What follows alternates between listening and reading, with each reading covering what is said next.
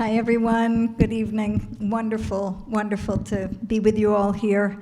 I'd like to invite Denise's daughter, Naomi, to escort her to the bima to receive her award.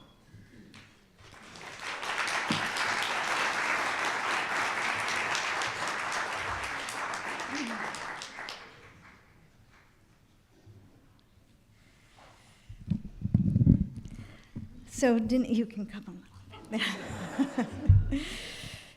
Denise, the award, as you know, that we're giving you tonight for leadership in arts and culture is named for Betzalel, the artisan who was charged with building the sacred Mishkan that accompanied the Israelite people in the wilderness.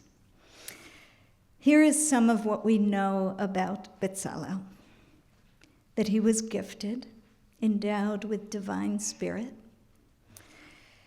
that he accepted the distinctive offerings of everyone in the community and made something beautiful out of them, that he had the capacity to pay attention to minute, divinely dictated detail, and at the same time to hold the vision of the whole, and that he brought healing to a world in need of repair and gave God a dwelling place on this earth, a home in the hearts of the people. You have called your foundation the Tikkun Olam Foundation, a way of expressing how deeply your philanthropy is guided by a desire to bring healing and repair to the world. You have an expansive view of what this means and how to do it.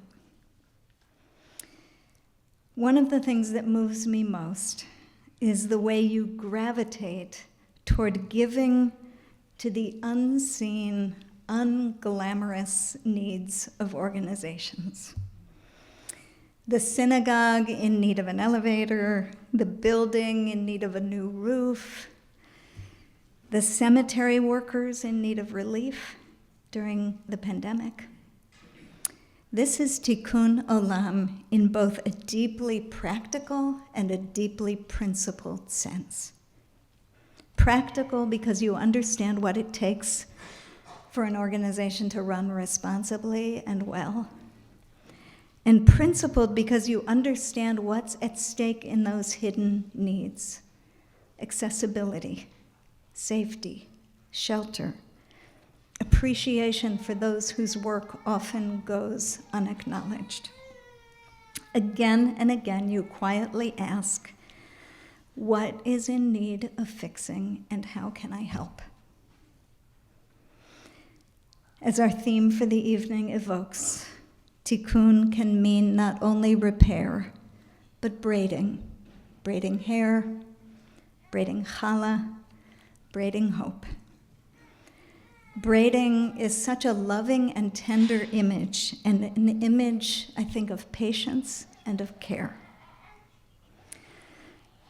Some might suggest that dedicating yourself to justice and dedicating yourself to beauty, to the arts, are separate, somehow distinct, even at odds. I feel like you understand intuitively, deeply, how intertwined they are.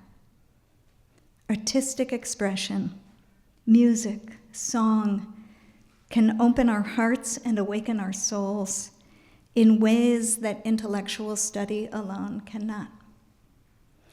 It can help us feel connected to each other and to a greater wholeness, something so deeply needed in our communities and in our world right now.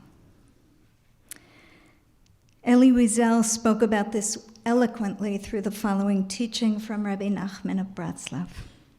Wiesel said, when two people speak simultaneously, there is dissonance. But when they sing together, there is harmony. When the world loses its ethical compass, it needs beauty to recalibrate.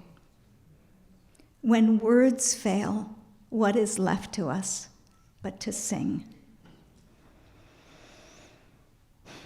Denise, we're taught that the blessing offered upon the completion of the building of the Mishkan by Betzalel was Yehi Ratzon Shetishre Shechina b'maaseh yedechem. My blessing for you tonight. May you continue to create a dwelling place for the divine presence on this earth through the generous and loving work of your hands. Thank you so much.